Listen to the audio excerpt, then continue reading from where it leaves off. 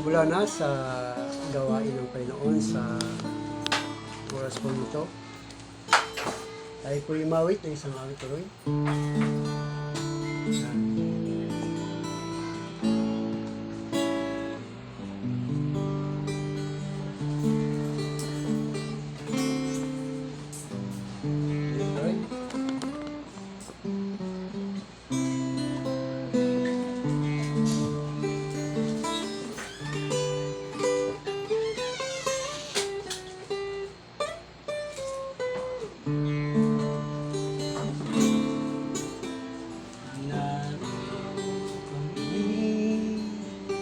Pagkumbaba, sumasamba sa isang Diyos.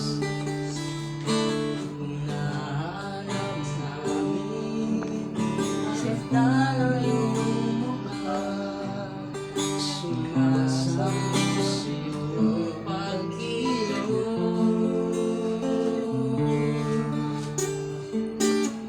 At sa himig ng hangin, tanging nadalangin, ikaw kami tagpuin.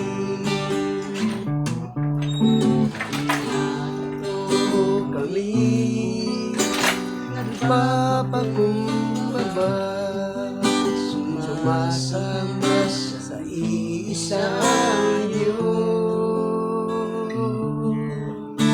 Hinahanap namin kalitan ng mukha, sumasamba sa iyong pag-iyon. At sa himig ng hangin, tanging dalangin, na kami katagpuin. Iparanas mo sa amin ang iyong kapangyarihan. Iparanas mo sa amin ang iyong kapangyarihan. Kalwalhatian, ugat ng aming kaluluwa, mapuspos ng iyakusan. At sa aming kalagitnaan ay bumaba ang kalangitan. Dakila ang iyong alam. Iparanas mo sa amin ang iyong kapangyarihan. Iparanas mo sa amin ang iyong kalwalhatian. Lahat ng aming kaluluwa napuspos ng lumpusan. At sa aming kalagitnaan bumaba ang kalangitan. Dakila ang iyong alam. Tayo po yung manalangin. Ano pa po si Chairman sa ating po panalangin sa gawain ng ating Panginoon.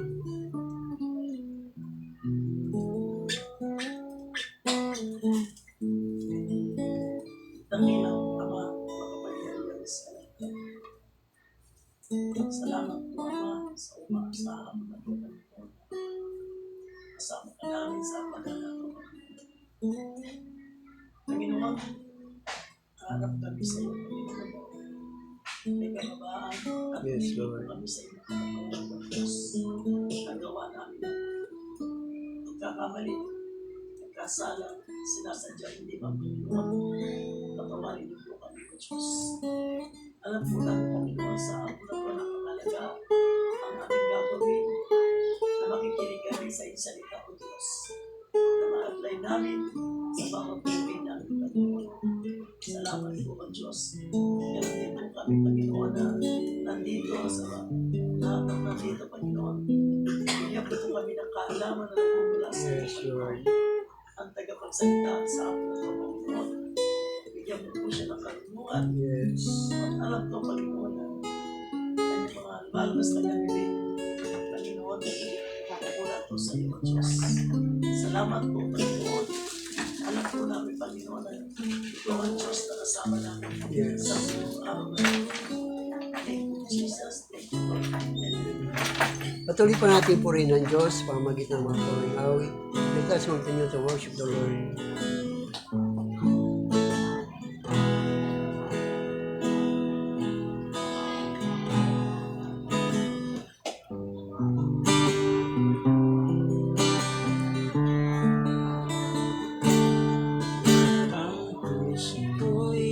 Lumululog sa'yo, nagpapakumbaba, nagsusumamo, paging dapatin mo, na ikaw ay mamasdan, mga naika, sa'yo ay umisan.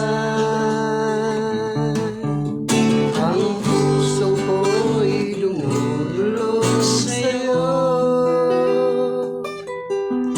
nagpapakumbaba, nagsusumamo, paging dapatin mo, na ikaw ay mamasdan, mga naikas, sa'yo ay umisan.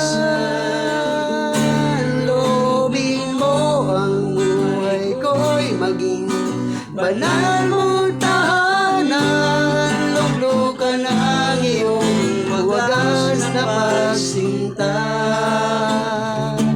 Daluyan ang walang hanggang mga papuri pagsamba, maghari ka, O Diyos, ngayon at kailanman. Ang puso ko'y lumululog sa'yo, nagpapakumbaba, nagsusumamo, paging dapatin mo, na ikaw ay mamasdan, mga naikas, sa'yo ay umisan. Loobin mo ang buhay ko'y maging banal mong tahanan, luglukan ang iyong wagas na pagsinta.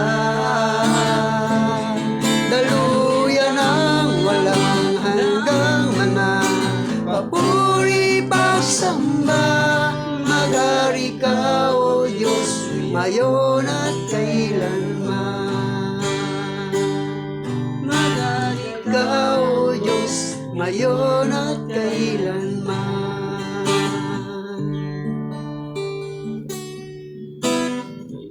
Ibunti mo, Panginoon, sa lahat ng oras, sa bawat araw, kay laging tapat kong magmahal. Ang awa ay magpasawalang hanggan. Inuulit mo, Panginoon, sa lahat ng oras, sa bawat araw, ika'y lagi tapat kong magmahal. Ang iyong kaway magpasawalang hanggan. Pinupuri, sinasamba kita,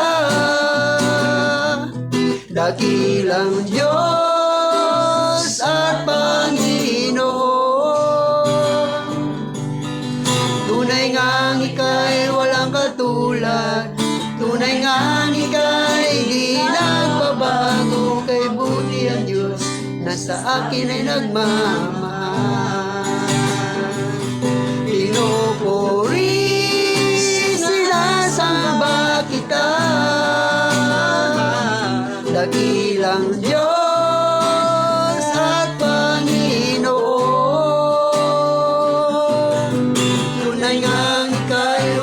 katulad. Tunay nga ika'y di nagbabago, kay buti ng Diyos na sa akin ay nagmamahal. Kay buti ng Diyos na sa akin ay nagmamahal. Kay buti ang Diyos na sa akin ay nagmamahal.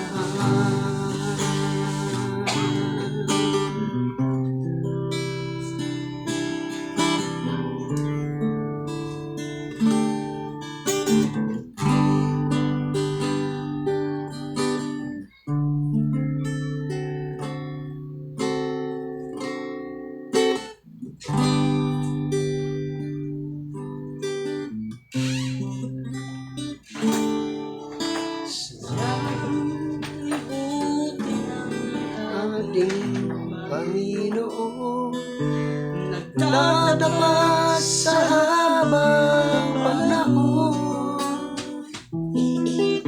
Sa kabila ng ating pagkukulang, biyaya niya'y patuloy na laan.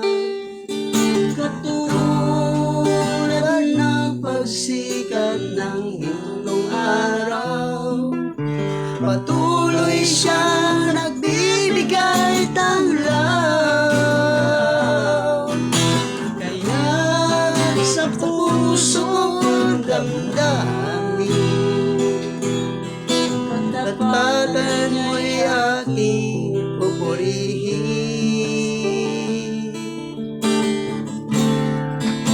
Dakila ka, O Diyos, tapat bang panahon, nagmula pa sa ugat ng aming lahi. Mundo'y magunaw man, maasahan kang lagi, maging hanggang wakas nitong buhay.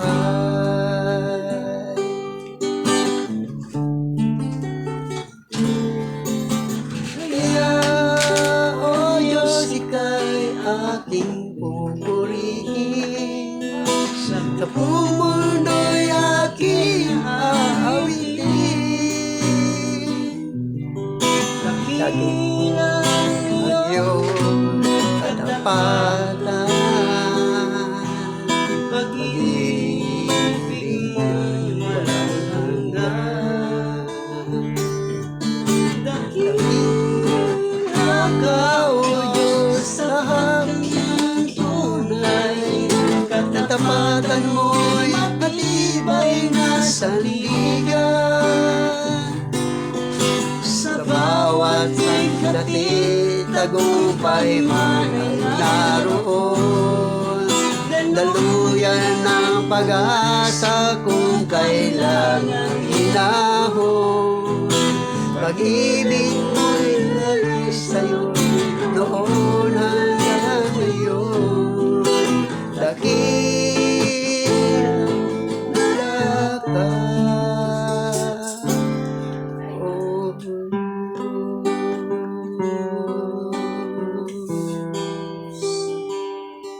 Salamat, Panginoon. Lakad, O Diyos.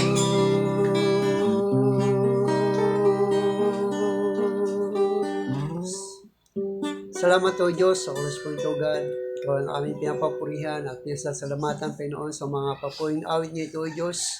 Sa iyo ang mga bagay nito, Panginoon. Kaya sa mga oras po ito, God, patuloy ka namin dinadakilain, patuloy ka namin sasambahin, at patuloy po namin luluwalatiin ang iyong dakilang pangalan sa mga oras po ito, Diyos. Salamat sa lahat na narito na nagbigay ng panahon at oras upang patuloy na paglingkuran ka habang sila ay nabubuhay sa mundong ito, Diyos. Kaya purihin ka, Panginoon. Gabayan niyo po kami sa mga oras po ito, God, sa pangalan ng Jesus. Amen. Amen. Okay, salamat sa gabing ito at patuloy po tayo sa gawain po ng ating Panginoon. At so, nakaraan Lunes po ay wala po tayong gawain dahil iniisip ko, pagod si chairman, no? Kaya sabi ko si Nick sa next Monday na lang siguro.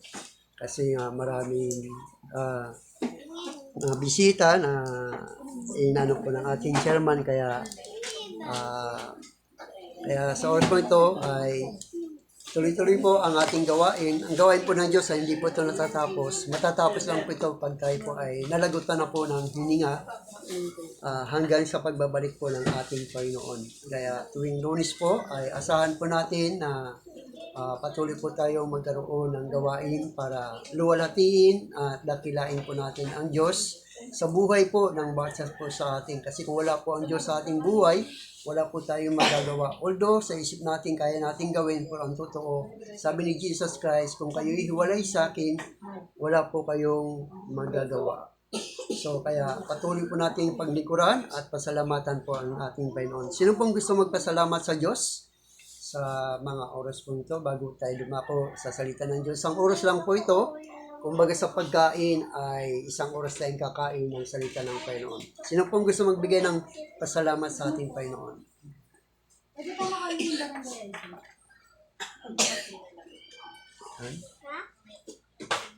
Okay, meron pong magpasalamat sa Diyos. Kay Nanay Inday, baka gusto magpasalamat sa Panginoon. Ako yung nagpapasalamat ng labis sa dakilang Ama dahil tinugon niya po ang aking kahilingan na mairaos na po na nanganak po ng maayos ang aking apo, ang aming manugang at ay silang niya yung bata ng malusog. Labis po ako nagpapasalamat dahil hindi niya ako binigo. Nagpapasalamat din po ako sa protection, sa guidance, at saka sa kalakasan, karunungan ang Diyos sa Kanya na pinagkaloob niyo sa akin. Salamat o Lord Jesus. Amen, no? So, purihin ng Diyos sa buhay ng ating kapatid na si Aida na daging magpapasalamat sa Panginoon na patuloy na ginagabayan at pinanabayan ng ating Diyos. So, meron pa, Chairman, magasin yung pasalamat sa Panginoon. Nagpapasalamat ako noon sa Panginoon dahil napakabuti niya sa kami ng ating pinagdaanan. Nandun pa rin siya eh. Hindi na tayo iniiba, di ba? Ang problema natin, pero alam mo na. Chill lang daw ako sabi niya, hindi ka nakakatuwa. Chill lang. Sabi niya, galing pa ko ng senior. Dinagpwerte. Sabi niya ako, Chairman, bili pa ko sa'yo, chill ka lang, ano ka lang ha? Okay ka lang ha? Kalma lang. Palmante ka lang ha?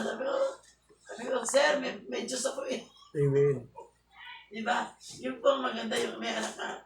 Meron kang Panginoon sa puso mo, sa isip mo. Amen. Kasi, hindi mo kaya yun. Kasi may stress ka, mag-iihi. Pwede yung iyayari yun na naman yun eh. Mas maganda. Manalangin ka. Totoo yung time na maiyak ako dahil nakita ko yung apoy na yun na lakas-lakas. Dahil naiyak ako, tumulang yung luwa ko dyan. Nakita ko pa yung kaibigan ko. Nagkagalit kami dyan sa kanto. Tama-tama. Yan ba ano MJ ba? MJ? Hindi.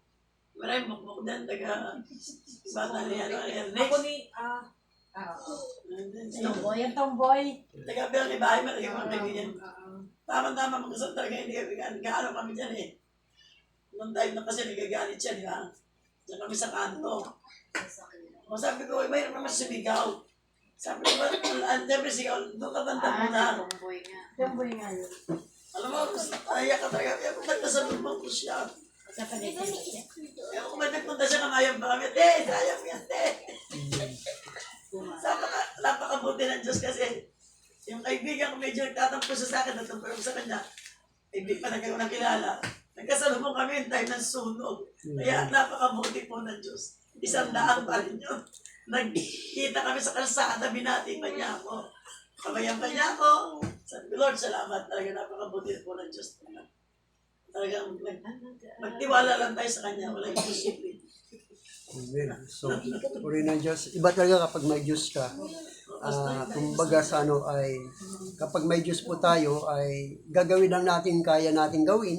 Yung hindi po natin kayang gawin, ang Diyos na po ang gagawa nun para sa atin. Na kung saan ay ipagkatiwala natin sa Diyos yung mga bagay na hindi natin kayang gawin. Yung kaya lang natin gawin ay gawin lang natin na mayroong kapayapaan, enjoyment, na parang hindi ka napapagod. Pero hindi No? tinira ko yun. So yan. So meron pang gusto magpasalamat sa Diyos? Bago tayo darapos sa salita ng Diyos. Sabi po, Report, pasalamat ka. Papasalamat ako kasi kahit na marami tayong trabaho, hindi tayo nagkakasakit. Amen. Laban. Amen.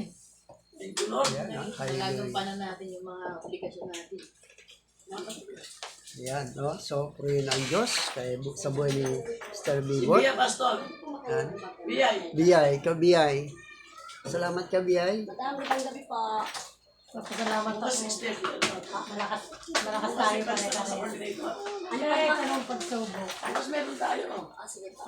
Hindi natin Maaga sinusubukan. 6:30 na kayo pumunta. Saan pa? Dahil nakaginabayan tayo ng ulan. May ticket yun, madam, wala. Wala naman. Yellow card lang. Dito kay Nyulan ha, sa Nyulan ha, oy. Sa Nyulan. Papa. Yan, no? So, Ito nang kailan na hindi na po eh. so yan, no? So, si Biyay ay patuloy na nagpapasalamat din sa Go, Panginoon. Tapos, Si Jay, ikaw. anak tayo ng Diyos, Cheche. Amen. Ako po yung nagpapasalamat sa blessing po na natatanggap araw-araw po sa panibagong buhay sa pag-isip natin. Lalo yung mga anak ko, pamilya ko po.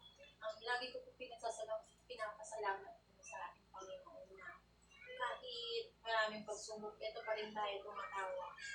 Pagdating ng gabi, masaya tayo dahil nakakatulong tayo sa ibang ibang tao. Nagpapasalamat din po ako sa Panginoon dahil meron pong nangyari na nalagpasan. Amen, no? So, meron pa? Meron pa. Si Sonia? Sonia, magpasalamat ka sa Salamat po ako sa Panginoon. Panginoon sa araw-araw na pagising natin.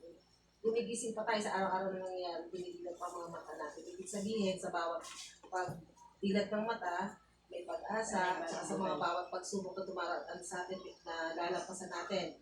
Papasalamat din ako na sa tuwing sinusumpong yung likod ko ng sakit, kahit matinding kirot, nalalampasan ko siya sa dasal ko sa Kanya.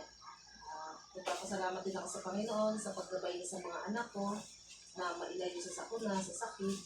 Yun po. At saka yung nangyayari dito sa barangay, kahit na alam natin na ganoon ka-tindi yung trahedya nangyari sa atin, nagpapasalamat ako sa kanya sa gabay niya kay Chairman sa kalakasan, kay Tres, sa ating lahat. Yun po. No? So, purihin ng Diyos, no? Sa buhay po natin.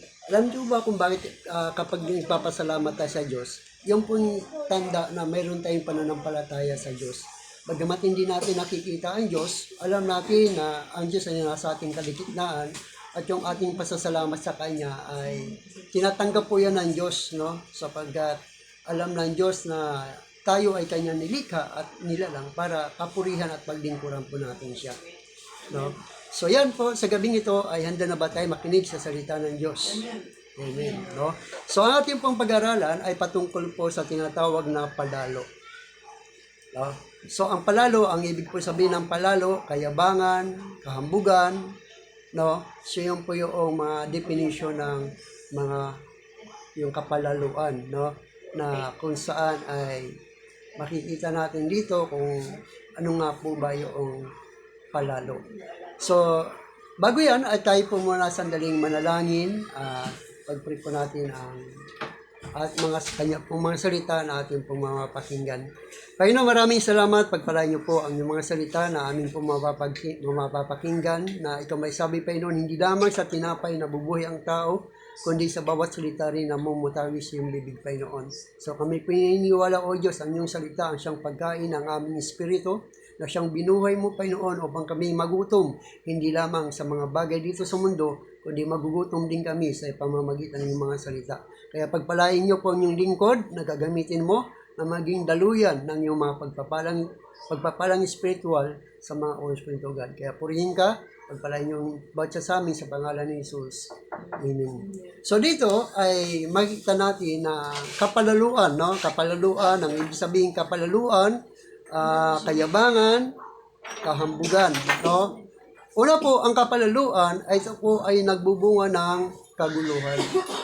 Kapag ang 10 tao ay palalo, ay nagbubunga ito ng kaguluhan na sinasabi po ng Kawikaan chapter 13 verse 10 ay sinasabi po ng Biblia ay ganito, ang kapaluluan ay nagbubunga ng kaguluhan, ngunit ang pakikinig sa payo nagbabanyag ng karunungan. So sabi ng Kawikaan ay nagbubunga daw ito ng kaguluhan. Kapag ang isang taong palalo, mayabang, no? Kahit wala, mayroon. Kahit hindi kaya, kakayanin, no? So, ibig sabihin, kahit hindi gwapo, maganda, no? Na para bang ipinalalagay niya sa kanyang sarili na kaya niya ang lahat ng bagay. Kaya sinasabi ng Diyos ay magbubunga ito ng kaguluhan sa buhay niya, no? So doon sa sinasabi ng Biblia, kung babasahin po natin sa aklat ng Jeremiah chapter 48 hanggang 20 hanggang 30 na sinasabi, nabalitaan namin ang kapaluluan ng Moab, napakayabang niya, mapangmata, palalo, hambog, at mapagmataas. Akong si Yahweh ay hindi mapaglilihiman ng kanyang kataasan. Pawang kabulaanan ang kanyang sinasabi at ginagawa. So yung mga palalo ay, ang kanyang sinasabi ay pawang kabulaanan. Hindi totoo. Puro kasinungalingan. No? Puro kasinungalingan. Wala sa kanya ang Kalsadang pananagkakabulastugan. yes. Yan yung mga lumalabas sa taong palalo. No? Puro paninirang puri, no? Para kumbaga sa ano, kapag siya ay nagsalita, akala mo ay totoo at hindi pwedeng mabali na para ba batas ang kanyang salita. So yan po yung mga taong palalo na ang dulot nito ay kaguluhan. Sabi niya po sa Kawikaan chapter 11 verse 2, kahiya ang laging idudulot ng kapalaluan. Nagbubunga ng ngunit ang mapagpakumbaba nagbubunga ng karunungan. So sabi ko, kahiyan ang laging dinudulot ng kapalaluan, no? So ibig sabihin mayabang, no? Kapag siya ay mayabang, isang tao, para bang sinasabi niya lagi sa kanyang sarili, ganito bukas ay magkakaroon tayo ng ganito, bukas ano tayo ng ganito, pero pagdating ng bukas, wala naman, no? So kahiyan sa kanya yon. Dahil nga, yung kanyang sinasabi ay pawang walang katotohanan. So yan po. No? So doon nakikita natin ang kapaluluan ay una ay nagbubunga ito ng kaguluhan. Pangalawa, ang kapaluluan ito ay nagmumula sa pagtalikod sa Panginoon. Na ikaw ay tumatalikod at sa paghihimagsik laban sa Diyos. No, kapag makikita po natin isang tao kapag siya ay nanglalambing na at tumatalikod na sa Panginoon, yan po ay nagmamalaki na siya sa Diyos. Na para bang kahit sinasabi niya sa kanyang sarili, kahit wala ang Diyos, kaya kong mabuhay. Kahit hindi ko maglingkod sa Panginoon, kaya kong itaguyod ang aking buhay.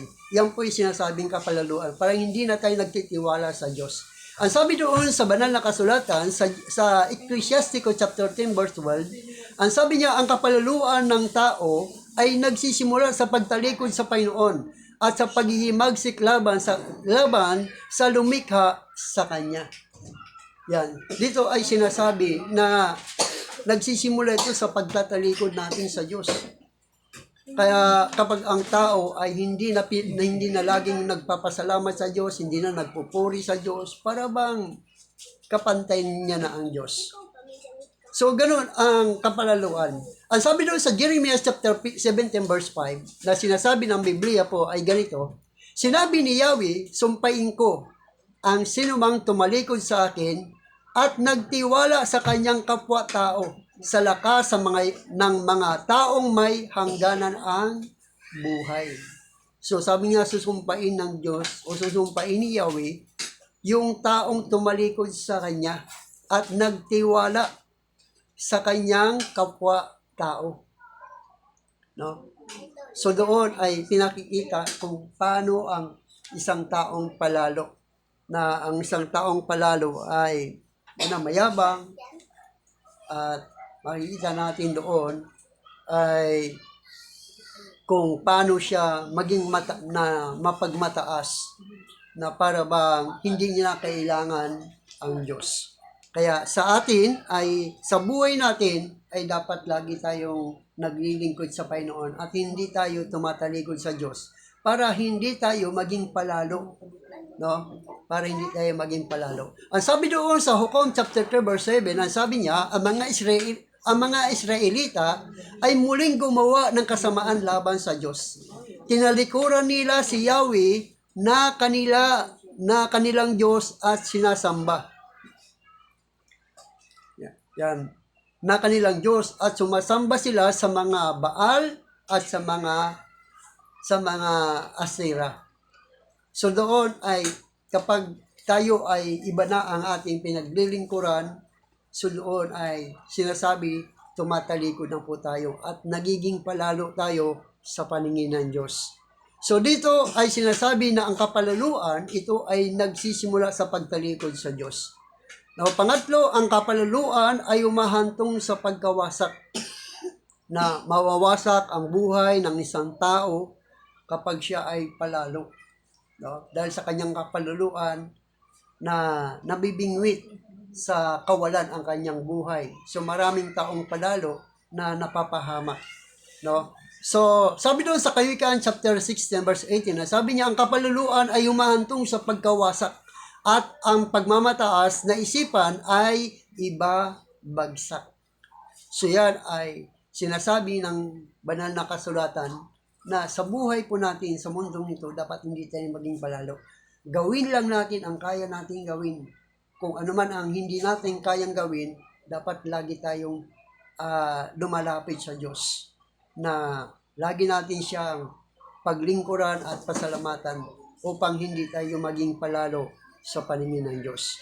So doon ay sinasabi ng Biblia, maging sa Isaiah 59 verse 7, ang sabi ng Biblia ay ganito, mabilis ang kanilang paa sa paggawa ng masama. Nagmamadali sila sa pagpatay ng mga walang sala. Pawang kasamaan ang kanilang iniisip, bakas ng pagkawasak ang kanilang iniwan sa kanilang malalawak na langsangan. Hindi nila alam ang landas patungo sa kapayapaan. Wala silang patnubay ng katarungan, liko-likong landas ang kanilang ginagawa. Ang nagdaraan dooy walang kapayapaan. Kaya doon ay sinasabi ng Biblia, yung mga taong palalo, madali silang magalit at madali silang pumatay ng tao. Kumbaga sa ay hindi nila iniisip ang buhay. So doon ay makikita natin na yung mga taong palalong ito, wala silang kahantungan ng magandang buhay. Dahil nga sila ay iwawasakin ng Panginoon. Sa Kawikaan chapter 20 verse 19 to 27, sabi ng Biblia ay ganito, ang lihim ay nahayag dahil sa mga chismis. Na kaya kung may mga lihim kayo, mahayag yan sa pamamagitan ng mga chismis. Sabi ng Biblia, ang lihim ay nahayag dahil sa mga chismis. Kaya huwag kang makisama sa taong makati ang dila. Sinumang magmura sa kanyang magulang, parang ilaw na walang ningas ang wakas ng kanyang buhay. Sumama kay Marites. Ang pirang hindi pinaghirapan, kung gastusin ay walang hinayang. Huwag mong gantihan ang masama. Tutulungan ka ni Yahweh, sa kanya ka magtiwala. Si Yahweh ay napupuot sa panukat na di tama. Siya ay namumuhi sa timbangan may daya. Si Yahweh lamang ang nagtatakda ng ating landasin. Kaya huwag ipagyabang ang iyong lalakbayin. Bago mangako sa Diyos ay isiping mabuti upang hindi ka magsisi sa bandang huli. Malalaman ng haring matalino ang lahat ng gumagawa ng masama, at pagdating ng araw, sila'y pinarurusahan ng walang awa. Binigyan tayo ni Yahweh ng isipan at ng budhi, kaya wala tayong may tatago kahit na sandali. So doon ay sinasabi ng banal na kasulatan na yung mga palalo, ang kahantungan nila ay pagkawasak. No?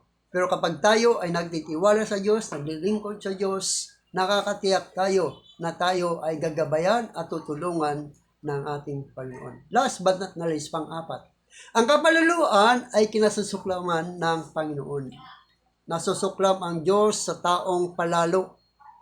Kumbaga sa ay hindi niya ito kinatutuwa bugos nasusuklam ang Diyos sa kanya. Sa Ecclesiastes chapter 10 verse 7, ang sabi ng Biblia ay ganito, ang kapalaluan ay kinasusuklaman ng Panginoon at ng tao. Kapwa rin sila napupuot sa pang-aapi.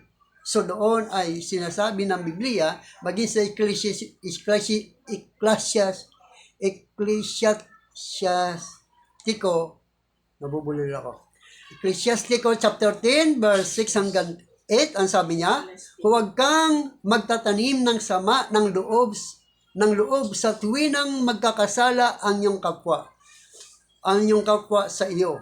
At huwag kang gagawa ng anuman dahil sa sinbuyo ng damdamin. Ang kapalaluan ay kinasusuklaman ng Panginoon at ng tao. Kapwa rin sila napupuot sa pang-api. Dahil sa kasakiman, kapalaluay at ang pag-api, bumabagsak ang mga bansa. Papalit-palit lamang sila sa pananakop sa iba. So doon ay sinasabi ng banal na kasulatan na susuklam ang Diyos sa taong palalo. Na kung saan ay makikita natin ang buhay ng taong hindi naglilingkod sa Diyos at ng taong naglilingkod sa ating Panginoon. Dahil nga, ang taong naglilingkod sa Diyos, siya ay may mapakumbaba. No? Meron tayong tinatawag na 9 fruit of the Holy Spirit na tayo ay mayroong pag-ibig sa ating kapwa, mayroon tayong pagpapakumbaba, mayroon tayong pagsisisi, mayroon tayong pagtitimpi, no? Pagtsatsaga. Yan yung mga taong naglilingkod sa Panginoon. Pero yung mga taong palalo ay wala silang pakialam sa buhay ng isang tao. No, wala silang pakialam, ang gusto lang nila ay matanyag ang kanilang sarili, matanyag ang kanilang buhay, at ang gusto nilang magkamal ng maraming salapi. No, ang sabi doon sa Ezekiel chapter 7 verse 10 hanggang 11, sabi niya, ngayon na ang araw at ito na ang inyong katapusan. Sukdula na ang inyong kapalaluan, laganap na ang karahasan, laganap na rin ang karahasan at kasamaan, walang ititira sa kanila, lahat ay mawawala sa kasaganaan, kayamanan, kabuntugan. So doon, ayan po ay kukunin ng Diyos yung kanilang mga kayamanan dahil sa kanilang kapalaluan. Sila ay parurusahan ng Panginoon. Ngunit mapalad ang mga taong laging nagtitiwala sa Diyos. Sa Jude chapter 6 verse 19, sabi niya, Panginoon at Diyos sa langit, parusahan po ninyo ang kanilang kapalaluan. Kawaan po ninyo ang inyong bayang niyukuran, ang dangal. Mahabag po kayo sa amin at tulungan kami. Ito yung mga taong mapagkumbaba sa Diyos. Mga taong laging inaasahan at pinaglilingkuran sa Diyos. Pinaglilingkuran nila ang Diyos. Tanging ang Diyos lamang ang kanilang pinasasalamatan sa buhay nila. No, makikita natin yung mga taong hindi palalo, marunong marunong makisama sa tao. Marunong makisama sa tao. Ang buhay nila ay tinatawag na flexible. No? Ano ba yung flexible? Sa buhay, kapag ikaw ay naglilingkod sa Panginoon, maging flexible ka. Kung ang kaharap mo ay mayaman, dapat maging mayaman ka rin. Kung ang kaharap mo ay mahirap, dapat maging mahirap ka rin. Kung ang kaharap mo ay pulubi, dapat ilagay mo rin yung sarili na pulubi ka. No? Kung ang kaharap mo ay mangmang, dapat ilagay mo rin sarili na ikay mangmang. Pero ang kaharap mo ay matalino, dapat ilagay mo rin yung sarili na ikay matalino, katulad ng Diyos. Na ang Diyos, bagamat siya'y mayaman at mahari, siya ay nagpagkumbaba sa atin. Inabot niya tayo, siya ay nagkatawang tao at namuhay na katulad natin. Upang abutin tayo. No? At tayo ay binigyan niya ng halimbawa na bagamat siya Diyos, hindi siya naman natiling kapilit makabantay ng Diyos. Hinubad niya ang kanyang katangian ng pagka-Diyos at namuhay siya ng isang alipin para abutin ang ating buhay upang ikaw at ako ay kanyang iligtas. Bagamat siya'y dinuruan, sinampal, pinagwikaan ng masama, hindi siya gumanti. Dahil iyon ang kanyang kailangan. Dapat niya maging katulad natin, no? Na kung saan para maranasan niya rin ang buhay ng isang tao. At yan ay pinakikita niya na sana ay hindi tayo maging palalo. Hindi isipin natin na mataas tayo. Isipin natin tayo ay tao rin na nilikha ng Diyos at sa tingin ng Diyos tayo ay pantay-pantay. Mayroon lang nakakataas sa atin at dapat nito ay atin bigyan ng galang dahil yun ang itinalaga ng Diyos. Kaya po rin ang Diyos sa kanya pong mga salita na ating po napag-aralan. Ano pong ating napag-aralan? Una, ang kapalaluan ay nagbubunga ng kaguluhan. Pangalawa, ang kapalaluan, ito ay nagsisimula sa pagtalikod sa Panginoon. Pangatlo, ang kapalaluan ay umahantong sa pagkawasak. Pang-apat, ang kapalaluan ay kinasusuklaman ng Panginoon. So tayo po imawin sa Panginoon sa Osvaldo. Pasalamatan po natin ang Diyos. Awitin po natin, ikaw ang aking kalakasan. Yes, of glory, Jesus.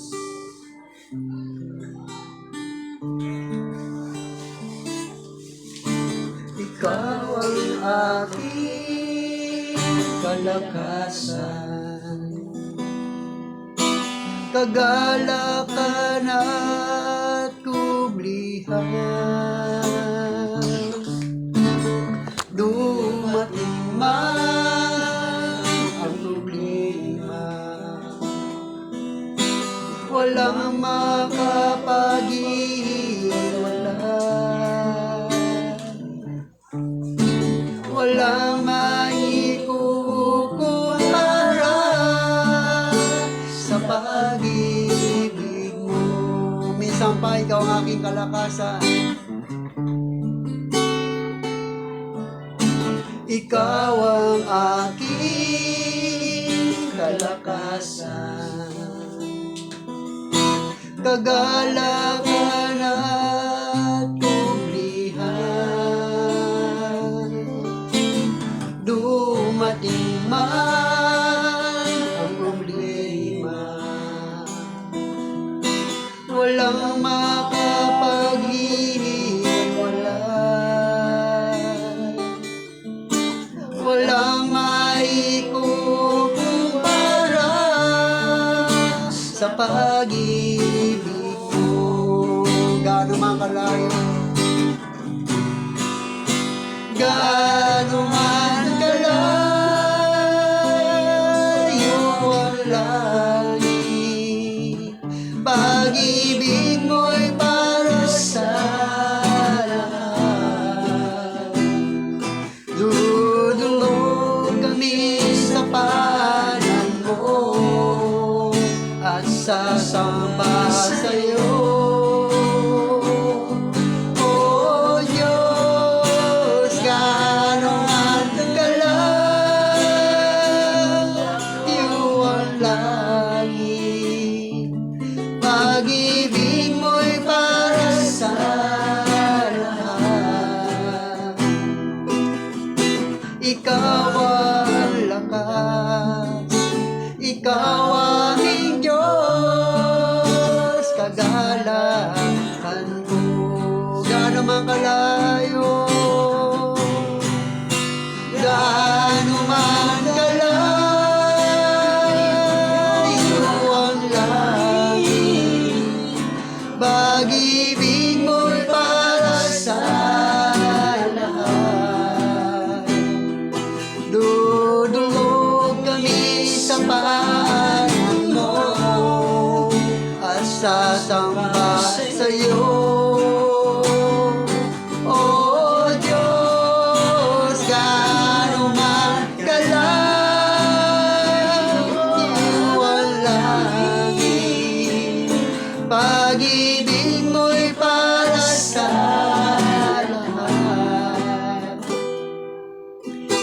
Ikaw ang lakas, Ikaw aming Diyos, kagalakan ko.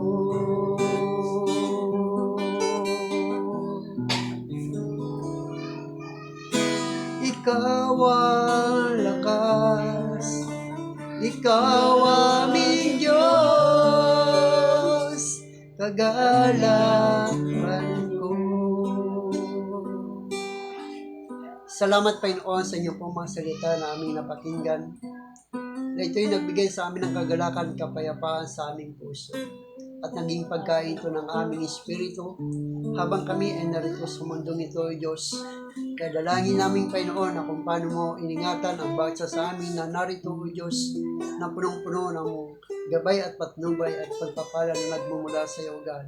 At doon din, O Diyos, uwi sila Panginoon na mayroong kagalakan, kapayapaan at pagpapala na nagmumula sa iyo, Panginoon. Maging ang lugar nito, Diyos, ay patuloy niyo pong paghariin ang kapayapaan sa lugar nito, God, na maramdaman nila, Ama, ang iyong presensya, maramdaman nila, Panginoon, ang iyong kapangyarihan, maramdaman nila, Panginoon, ang iyong pagmamahal sa bawat isa sa amin na narito, Panginoon.